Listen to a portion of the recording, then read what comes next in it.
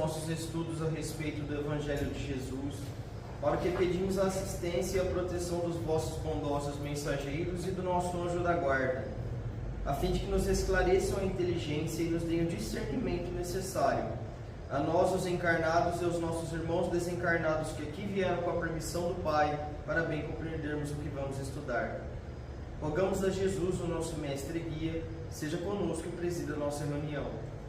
Em nome da irmã veneranda protetora desta casa, damos por aberta a reunião de estudos da presente noite. Que assim seja. Céu como céu, mas ajuntai para vós tesouros no céu, onde nem a traça nem a ferrugem os consomem, e onde os ladrões não penetram e nem roubam. Jesus, Mateus 6, 20.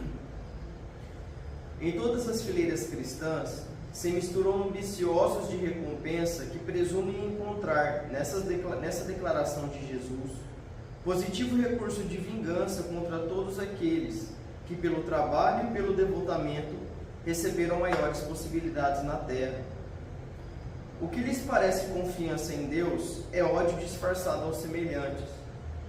Por não poderem assambarcar os recursos financeiros à frente dos olhos, lançam pensamentos de crítica e rebeldia, aguardando um paraíso para a desforra desejada. Contudo, não será por entregar o corpo ao laboratório da natureza que a personalidade humana encontrará automaticamente os planos da beleza resplandecente. Certo, brilham santuários imperecíveis nas esferas sublimadas, mas é imperioso considerar que nas regiões imediatas à atividade humana ainda encontramos imensa cópia de traças e ladrões nas linhas evolutivas que se estendem além do sepulcro. Quando o Mestre nos recomendou ajuntássemos tesouros no céu, aconselhava-nos a dilatar os valores do bem na paz do coração. O homem que adquire a fé e o conhecimento, a virtude e a iluminação nos excessos divinos da consciência, possui o roteiro celeste. Quem aplica os princípios redentores que abraça, acaba conquistando essa carta preciosa. E quem trabalha diariamente na prática do bem, vive amontoando riquezas nos cimos celestes. Ninguém se engane nesse sentido.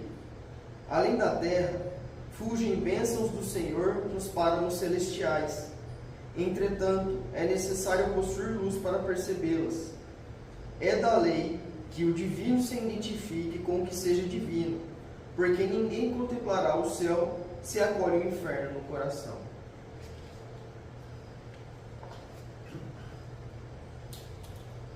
Pai nosso que estás no céu, santificado seja o vosso nome, Senhor.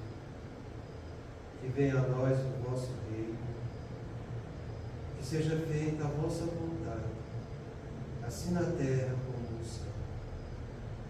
O pão nosso de cada dia nos dai hoje, Senhor. Perdoai as nossas ofensas, assim como nós perdoamos aos que nos têm ofendido.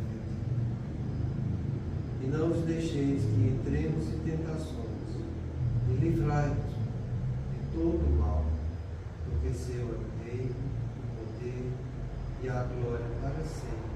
Amém. Espíritos esclarecidos e benevolentes, bondosos mensageiros de Deus, que tendes por missão assistir aos homens e conduzi-los pelo bom caminho, sustentai-me nas provas desta vida. Dai-me força para suportá-las sem murmurar. Afastai de mim os maus pensamentos e fazei que eu não dê entrada a nenhum espírito que tentasse iludir-me e conduzir-me no caminho do mal. Esclarecei-me a consciência com relação aos meus defeitos e tirai-me de sobre os olhos o véu do orgulho, capaz de impedir de os perceber e confessá-los a mim mesmo. A ti, sobretudo, bondoso anjo da guarda, que mais particularmente velais por mim, e a todos vós, espíritos protetores que por mim vos interessais, fazei que me torne digno da vossa proteção, ser assimilada por todos os corações aqui presentes, tanto encarnados quanto os desencarnados, para que de posse dessa paz possamos compreender as leis que regem o mundo espiritual ter a sabedoria de praticá-las em nossa vida diária.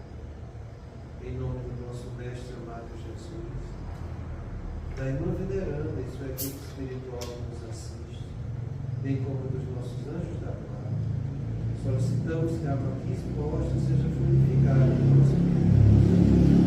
Que assim seja, damos graças a Deus.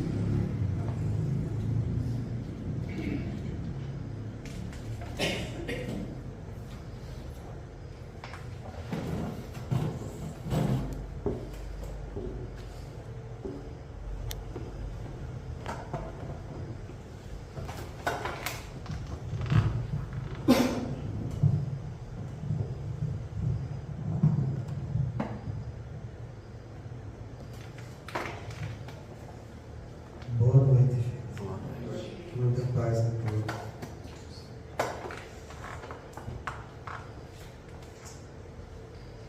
Então, na quarta-feira retrasada, a gente começou a ver a sua orientação. Os espíritos espíritas, no entanto, além dos nossos compromissos cristãos, estamos interessados na preservação do notável patrimônio que nos foi legado pelo líquido codificador. E por essa razão, empenhamos-nos em auxiliar as instalações de nova luta, a preservação dos existentes, os cuidados para evitar-se desentendimento e a orientação para vivenciar os paradigmas e instruções doutrinárias em todos eles. A gente viu a respeito dos espíritos espíritas. São todos os espíritas encarnados que, ao desencarnarem, passam a trabalhar e ajudar na vivência doutrinária dentro do movimento espírita. Esse termo foi muito conhecido por todos nós através de Bezerra de Menezes. Ele usa muito esse termo. Então veja como é delicada a coisa, né? A espiritualidade boa e amiga está sempre nos instruindo dentro da codificação doutrinária. Não falta para nenhum espírita essa instrução. O anjo da guarda de cada um de nós está preparado para isso. E antes de encarnar já sabia que isso iria acontecer. Então compreenda que toda vez que você estiver estudando alguma coisa, você precisa um pouco se desarmar das crenças que cada um tem, para que algo novo penetre. Se você não se desarma, o que está sendo projetado não vai encontrar no seu campo mental a ideia de resignação que você deveria ter trabalhado para ir em busca de realmente conhecer a verdade. Essa é a maior dificuldade. Não falta para nenhum de nós instruções no caminho do bem. Eu estava vendo ali uma passagem de Jesus, e quando ele fala, não vos deixarei órfãos, ele falou várias vezes que estaria sempre junto conosco. Onde tiver 2 ou mais pessoas reunidas em meu nome, lá eu estarei no meio delas.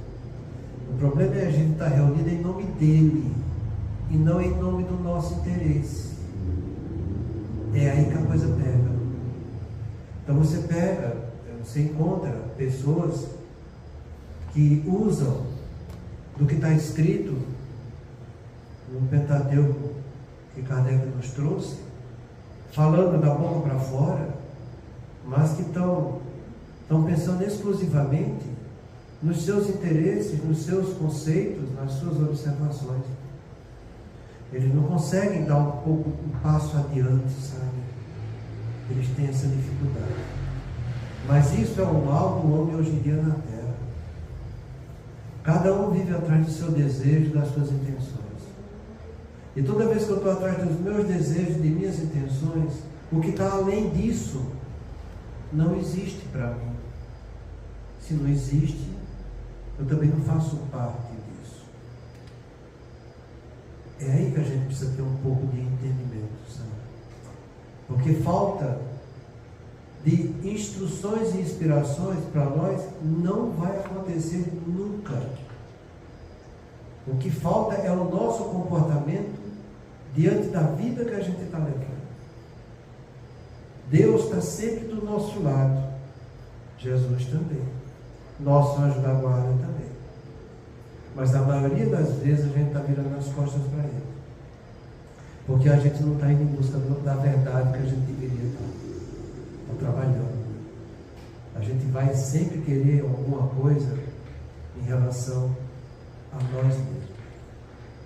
Isso, do ponto de vista de neurociência, a gente chama de viés de confirmação. Toda vez que você está estudando alguma coisa e você está indo em busca daquilo que te interessa, você só vai se direcionar para aquilo que vem confirmar aquilo que você quer que seja. E isso é tão interessante que os meios sociais onde a gente vive hoje em dia, principalmente as redes sociais, ela, sabendo disso, ela projeta em cima de você só aquilo que vai reforçar teu viés de confirmação. Então, se você gosta de ver determinada coisa, ele consegue captar isso que você está vendo aquilo e vai projetar em cima de você só coisas referentes àquilo. Porque ele sabe que você tendo aquilo, você vai ficar ligado nele. É isso que chama de viés de confirmação. Então, quando você senta para estudar, para querer alguma coisa, e está baseado só em você, no seu saber, no seu conhecimento, você está indo atrás do viés de confirmação disso. Do mesmo jeito que a natureza humana já sabe captar isso e abusa disso em cima das redes sociais, os nossos amigos desencarnados conseguem captar. É o que André Luiz fala no livro Ação e Reação, com o exemplo do Leonel, quando ele ensina as pessoas, os espíritos que querem se vingar de alguém, a captar o desejo central de cada um. É no meu desejo central que está o meu viés de confirmação. Porque é nele também que existe a heurística do afeto. Aquilo que me causa emoção, aquilo que meu sentimento está preso a ele, eu quero só ele. Os outros sentimentos, as outras emoções que estão fora do meu contexto, eu rejeito. Eu não quero nem ver. A gente vive desse jeito. Os trabalhos de neurociência hoje mostram que todos nós, na face da Terra, vivemos o nosso primeiro impulso indo em busca do viés de confirmação e da heurística do afeto. Ninguém está fora disso. Ninguém. A única coisa que você pode fazer diante disso é ter olhos para ver que você está agindo desse jeito. Não tem outro modo. Não vai ser teu vizinho, teu pai, tua mãe, tua mulher, teu esposo. Ninguém vai mexer nisso. Ninguém. É você com você. É você saber que você age desse jeito, indo atrás de confirmações dos teus conhecimentos, indo atrás daqueles que te causam emoção e que têm sentimentos parecidos com o seu.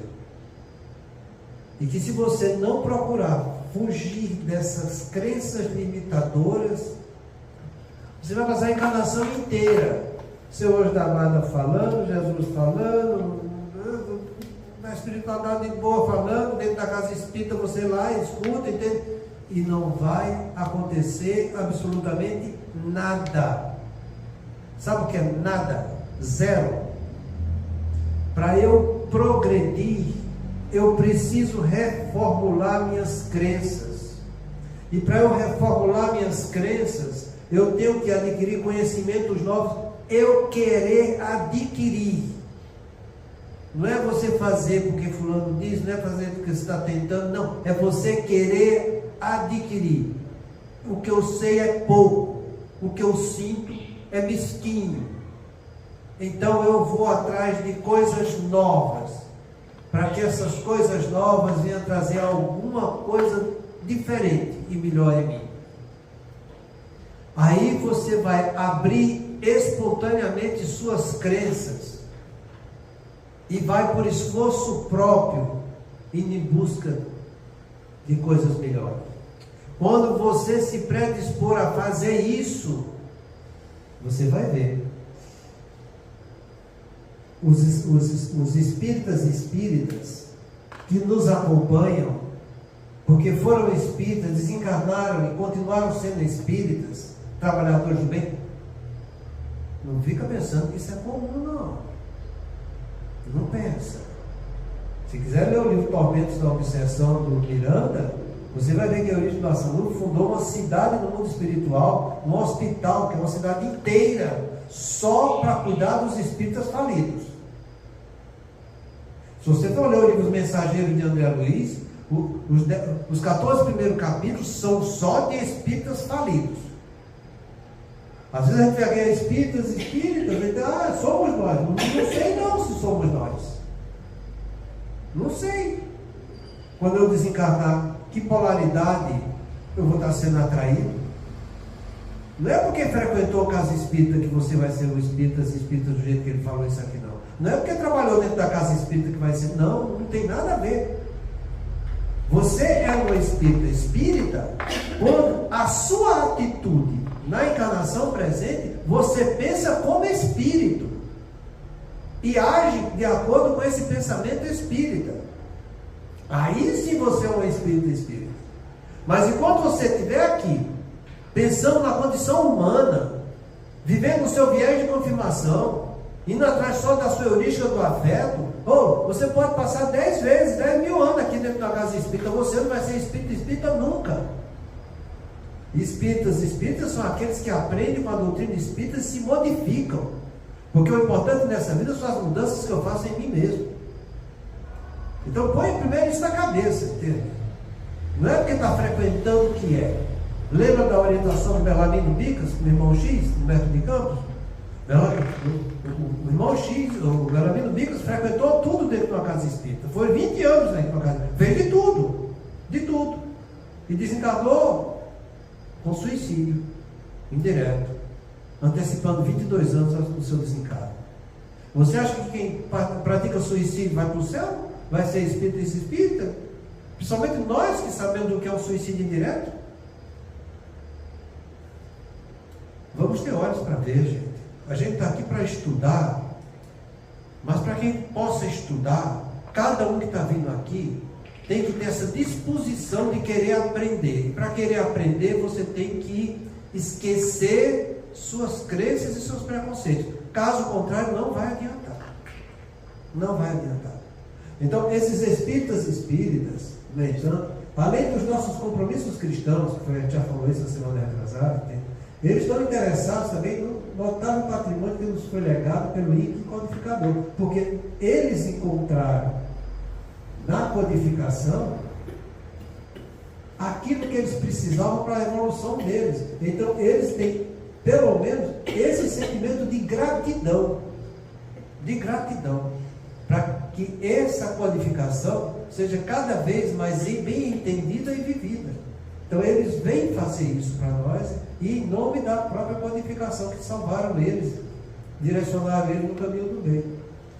Por essa razão, empenhamos em auxiliar as instalações com novos núcleos. E aqui eu quero realçar uma coisa muito interessante, sabe? Ele fala aqui de núcleos espíritas, né? O primeiro núcleo espírita que a gente tem, vocês sabem que é o lar de vocês. Todos nós sabemos que o nosso lar não é um lar missionário. Nosso lar também vai ser um lar de provações. Nosso lar é um lar expiatório. Nosso lar é a representação simbólica do nosso planeta. Vivemos um planeta de provas e expiações. Nosso lar também é de provas e expiações. É assim que eu tenho que entender. Então, primeira coisa que eu tenho que fazer não é só me evangelizar indo em busca de coisas melhores para mim. É eu saber que se eu ficar só olhando para mim, eu vou estar sendo egoísta. No livro de André Luiz, Libertação, ele chama isso de avareza cultural. está tudo nas trevas. Você tem que aprender que, além de você procurar se evangelizar, você tem que começar evangelizando do teu lado, na tua casa. Tua mulher, teu esposo, teus filhos, teus pais, quem está naquela casa. A tua casa tem que ser um núcleo da nossa doutrina. Se você for ler a mensagem de Kardec, Organização do Espiritismo, ele começa inicialmente e fala várias vezes para que se formem pequenos lares nas casas das pessoas mesmo, pequeno núcleo da doutrina espírita. Isso vai ser, ele fala, não é tão complicado, e vai servir de exemplo e também de atração para as pessoas que vivam junto uns dos outros. Depois que ele estimula muito essa formação de novos núcleos em nossos lares, é que ele vai falar da organização em casas espíritas e que são registradas, entende, como ambientes grandes para ser frequentado por várias pessoas. Hoje em dia, o que a gente mais trabalha dentro das casas espíritas é a implantação do Evangelho no lar. Vai ser nesse Evangelho no lar que você vai estar formando novos núcleos. É nesse Evangelho no lar que você vai estar não só trabalhando em você, mas trabalhando todos ali que estão precisando da sua ajuda. Porque a gente veio para transformar todos nós no caminho do bem. Não tem ninguém melhor do que ninguém. Alguns já são um pouco mais esclarecidos e talvez até mais endividados, mas todos nós temos que trabalhar no caminho do bem. A gente sempre tem falado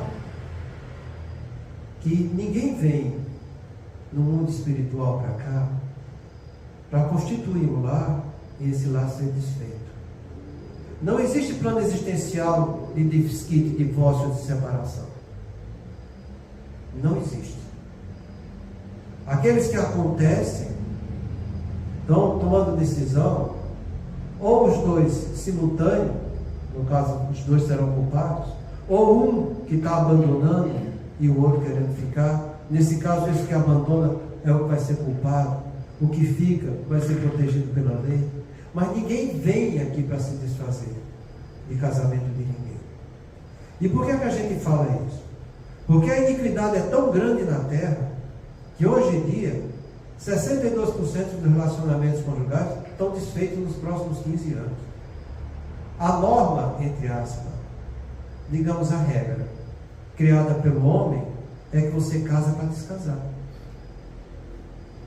Se você praticasse o Evangelho no lar, eu te garanto, se você fizesse isso com um pouco de renúncia e de devotamento, isso não iria acontecer.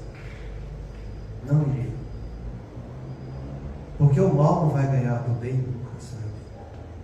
O problema é que a gente se distrai, entre aspas, do nosso plano existencial.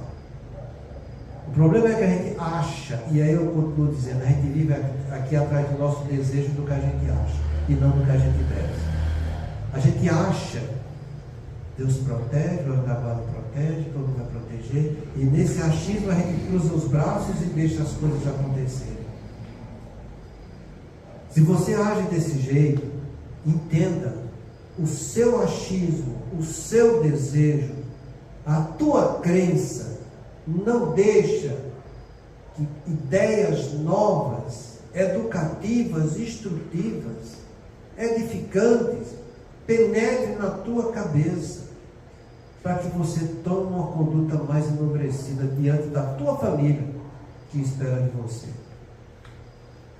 Entenda que todo o Evangelho no lar que você abre e que mantém é um núcleo que a espiritualidade está usando para ajudar não só a você, mas muitos irmãos necessitados. E olha que a maioria desses irmãos necessitados estão ligados com os nossos familiares, com nossos filhos, com nossos pais, com nossos parentes. E isso, se você não tiver trazendo luz para dentro da sua casa, é lógico que o mal irá prevalecer. E não vai ser por falta de assistência, vai ser por relapso da parte de cada um de nós. A gente precisa ter isso em mente, porque Deus sempre está conosco. Jesus falou: não vos deixarei órfãos. Aquele que me ama, guarda os meus mandamentos. Você já parou para entender isso? Se você diz que ama Jesus, você guarda os mandamentos dele. Guardar é praticar. Mandamentos são deveres que ele deixou. Ele não está dizendo que eu devo ir atrás do que eu acho, nem do que eu desejo. Ele está dizendo que eu tenho que praticar deveres que ele deixou.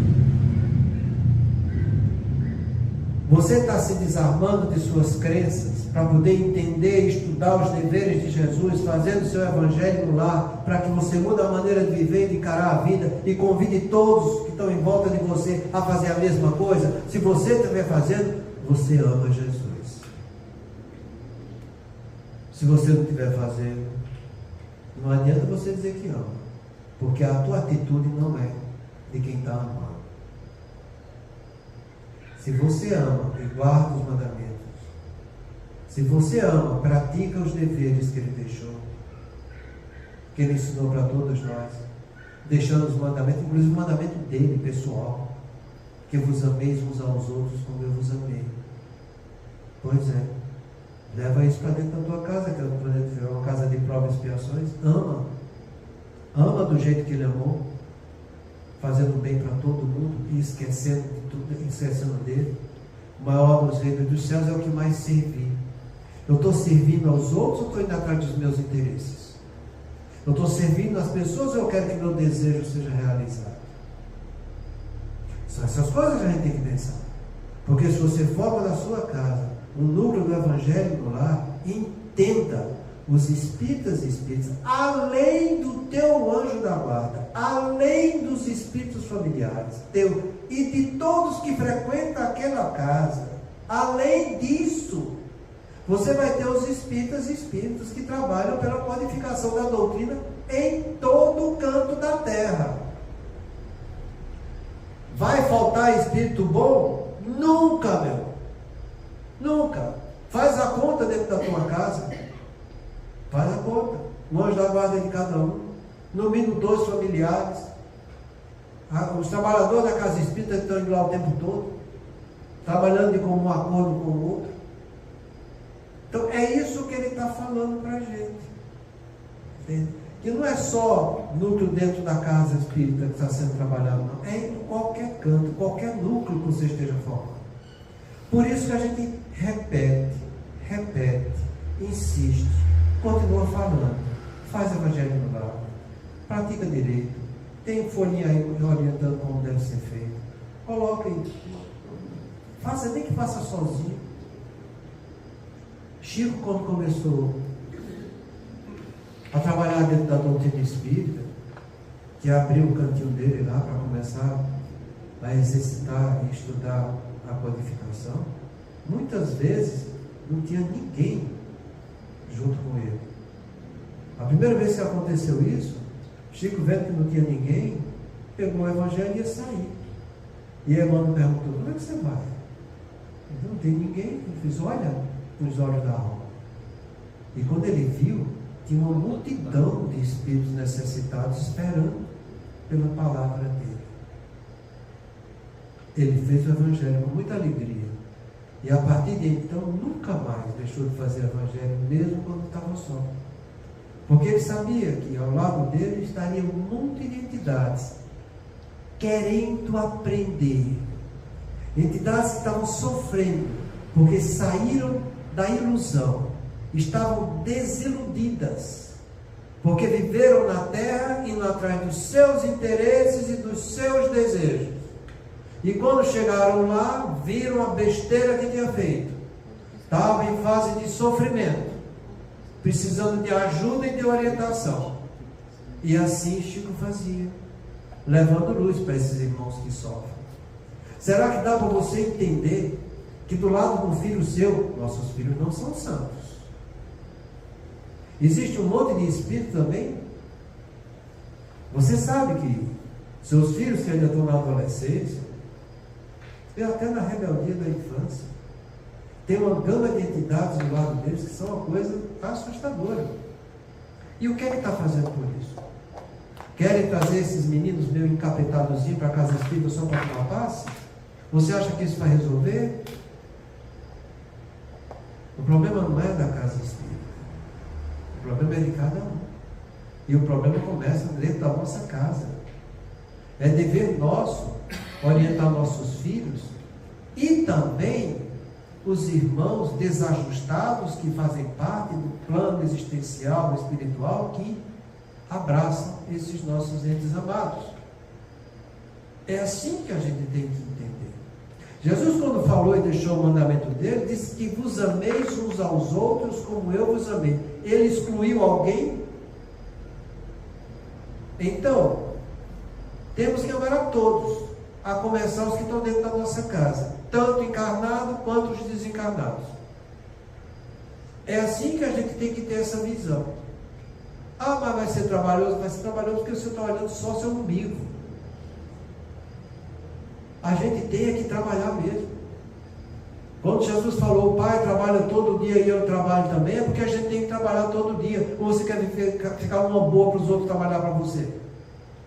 Quem somos nós para querer ter essa mordomia? Não. Trabalhe e forme da sua casa um núcleo para que os espíritas e os seus protetores tragam esse patrimônio do codificador para que todos aprendam, entendam, se você que está organizando. Olha, tem uma passagem. O primeiro livro dos médiuns que Kardec fez chama as Instruções Práticas para os Espíritas. Esse livro ele é fininho, sabe? Mas está de graça na internet. Eu já publiquei esse livro, já dei muito para vocês aqui. Tem uma passagem lá que ele faz o seguinte: ele diz o seguinte, olha, na reunião espírita, na reunião mediúnica, reunião espírita, sei lá, o orientador, ele pode suprir todas as necessidades da reunião mediúnica. Todas. Até daqueles que não querem colaborar. E isso chama muita atenção, sabe? Porque quando você está fazendo uma reunião de evangelho lá, você que é espírita, que vai orientar, se você tiver boa vontade, você vai suprir todas as necessidades que possam ocorrer. Inclusive as interferências de irmãos menos avisados que possam querer atrapalhar o evangelho do lar. Porque pode acontecer isso. A gente não sabe do grau de endividamento e da elevação espiritual ou do rebaixamento espiritual das entidades que estão ali em volta da nossa casa. Mas você, com a sua boa vontade, vai receber a orientação desses irmãos que, vendo a sua boa vontade, vão fazer tudo o que for necessário para que esse núcleo cresça e trabalhe da maneira correta.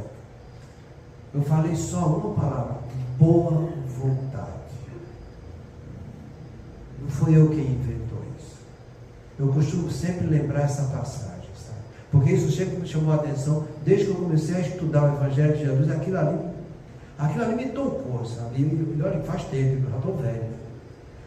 Quando Jesus foi anunciado, as vozes do céu disseram: glória a Deus nas alturas, paz na terra aos homens de boa vontade. Isso me chamou muita atenção, sabe? Eu comecei a tentar entender o que significava essa palavra boa vontade. Porque foi a única coisa que ele falou para nós, os homens da terra. Você vai ter paz se você tiver boa vontade. Emmanuel Kant, filósofo que a gente admira e muito, e que Deus o tenha, definiu boa vontade como ninguém. Ninguém. É a pura intenção na direção do bem. Essa é a definição mais simples que ele consegue passar do conceito de boa vontade. É você sair usar a sua intenção, você, na direção do bem. Não é você, não é seu desejo, não é a sua intenção própria. É o bem. É o bem. A gente sempre falou, o bem é o único caminho que Deus fez para os filhos dele. Então você esquece de você e vai nesse bem, indo atrás de tudo que é bom, tudo que é lícito, verdadeiro, tudo que é justo, tudo que tem valor diante da moral. Faz isso, você vai ter paz. Mas tem que fazer isso direto. Não pode descansar. Porque o trabalhador cristão não descansa. Está sempre trabalhando. A gente sempre tem a oportunidade de realizar alguma coisa em benefício de alguém. Então compreenda, eles vão vir ajudar na formação desses novos grupos. A preservação dos existentes. Então, se você já tem, fica tranquilo, porque também vão estar trabalhando para que não se acabe.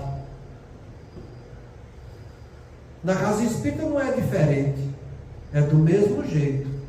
Se já tem, eles vão trabalhar de tudo que é jeito para que essa casa continue existindo dentro dos padrões doutrinários. Vão estar sempre trazendo instruções, orientações, direcionando, tirando dúvidas, mostrando o caminho que deve ser feito, para que a coisa não só fique viva, mas que cresça. Que cresça. E esse crescer, entenda, não é materialmente falando, mas moralmente. Compreenda isso. André Luiz já nos alertava junto no livro Moemano. Você que é espírita tem o dever de se analisar constantemente. E se nos últimos 3 anos você não perceber nenhuma edificação moral em você, é porque você está sendo obsidiado.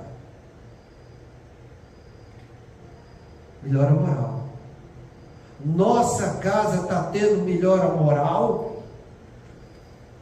O que é mais interessante é que as mentalidades ainda estreitas, sabe? Ainda acham que é crescer materialmente. Então vai ter grupo para não sei o que, grupo para não sei o que mais lá, para não sei o que mais lá, não sei o que mais lá. Vai um monte de grupo e material, para tudo que é canto. E bota um monte de incompetente.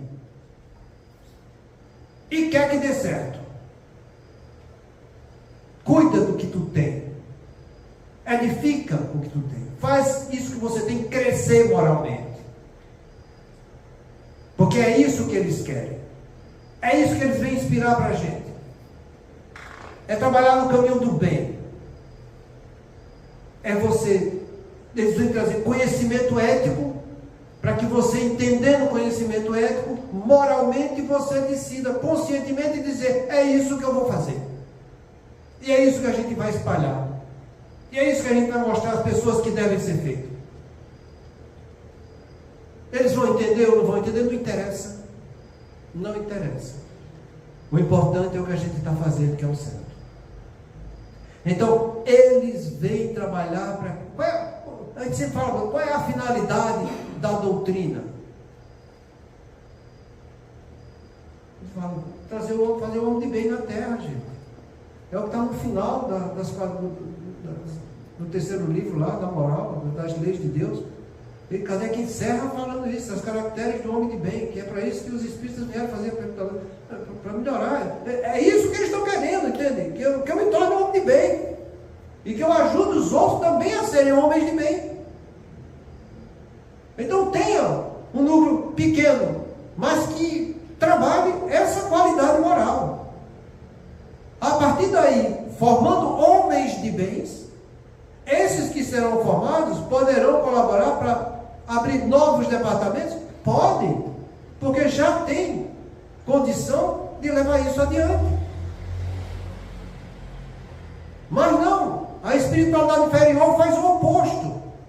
Não precisa você se preocupar com isso, porque os espíritos cuidam. Vai abrindo o departamento, vai mudando coisa dentro da casa espírita, e fica um monte de incompetente instruindo também incompetente. E aí você lembra de Jesus: cego que conduz cego, cairão todos no abismo.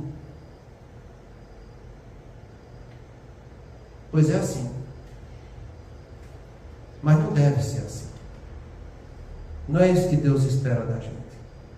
Nem foi isso que Jesus pediu para a gente. E nem é isso que está escrito dentro da doutrina espírita. Então o que é que nos falta? Que a vergonha é estudar. Mas estudar para vencer nossas crenças. Estudar para que a gente aprenda alguma coisa. Para que a gente faça algo de melhor. Para que a gente extraia um pouco desse homem de bem que deve ser trabalhado por todos nós. À medida que você fizer isso com você, à medida que você fizer isso dentro da tua casa, com os que estão lá dentro, aí você vai se capacitando para fazer isso dentro de uma casa espírita. Porque cada um só dá o que tem. E cada um só vai receber de conformidade com o que estiver dando. Então é melhor você estudar para aprender e ter. E começar a exercitar aos poucos. Porque só aos poucos é que a gente vai aprender. Entenda como é bonito a doutrina espírita. Compreenda a profundidade de um ensinamento desse. Traz isso para as tuas crenças. Modifica a maneira de enxergar o mundo espiritual como o homem aqui na Terra. Porque talvez essa seja a dificuldade maior que existe em cada um de nós. Pensar como espíritos que somos.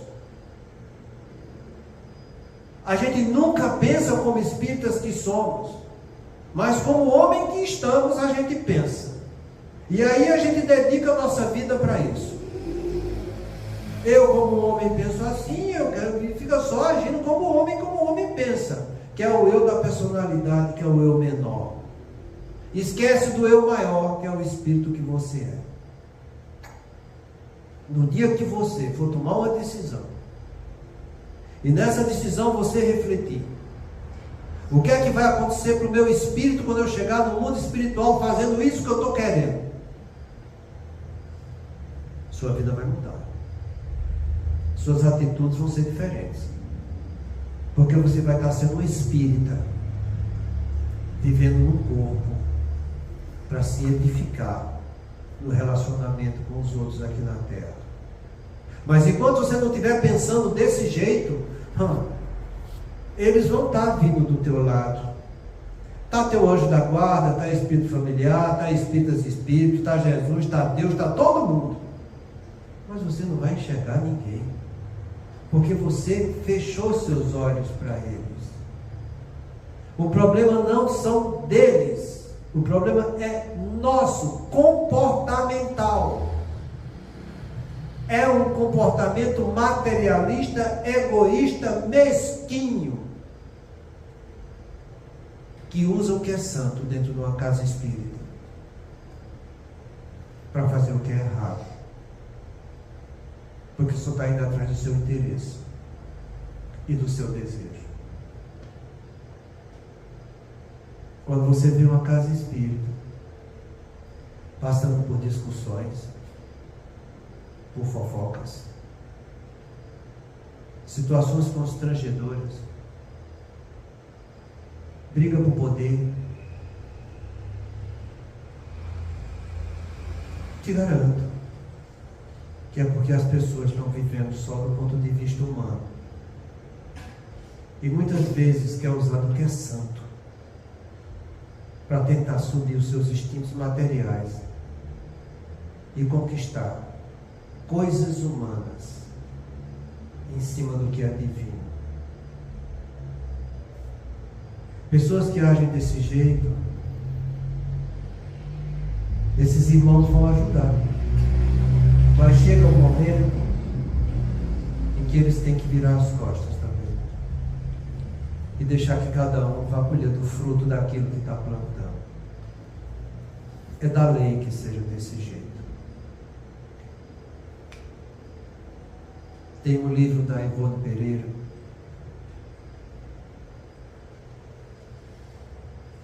esqueci o nome do russo, Tolstói, isso aí. Em que ele descreve um caso em que o irmão que tinha cometido suicídio fazia mais de 400 anos, que foi proibido, eu vou falar de novo, proibido o protetor dele tentar ajudar. Proibido. Foi o Dr. Bezerra de Menezes que veio resolver esse problema. Ele vai conversar com o protetor dele. E o protetor dele vai contar toda a narrativa, desde antes de Cristo até então, com todos os equívocos que ele fez durante todas as encarnações que ele viveu.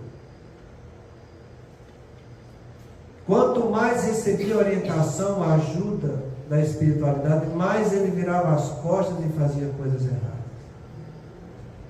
A alternativa foi: deixe colher os frutos que ele mesmo está plantando. Pois é. É por aí a coisa.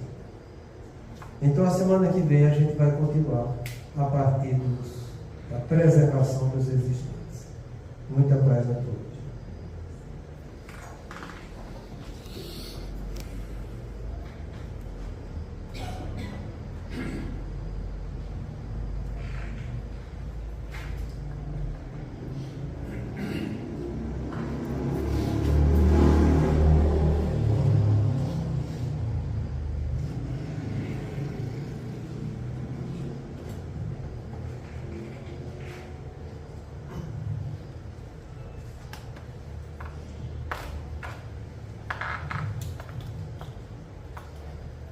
Analisa teu desejo. Mediunidade é instrumento vibrátil e cada criatura consciente pode sintonizar com o objetivo que procura. Médio, por esta razão, não será somente aquele que se desgasta no intercâmbio entre os vivos da terra e os vivos da espiritualidade. Cada pessoa é instrumento vivo dessa ou daquela realização, segundo o tipo de luta a que se subordina. Acharás o que busca, ensina o Evangelho, e poderemos acrescentar: farás o que desejas. Assim sendo, se te relegas à maledicência, em breve te converterás em veículo de gênios infelizes que se dedicam às injúrias e à crueldade. Se te detens à caça dos prazeres dos sentidos, cedo te converterás no intérprete das inteligências magnetizadas pelos vícios de variada expressão. Se te confias à pretensa superioridade sobre a embriaguez dos valores intelectuais mal aplicados, em pouco tempo te farás canal de insensatez e de loucura. Todavia, se te empenhas na boa vontade para com os semelhantes, imperceptivelmente terás o coração impelido pelos mensageiros do eterno bem, ao serviço que possa desempenhar na construção da felicidade comum. Observa o próprio rumo, para que não te surjam problemas de companhia. Desce a animalidade e encontrarás a extensa multidão daqueles que te acompanham com os propósitos escuros na retaguarda.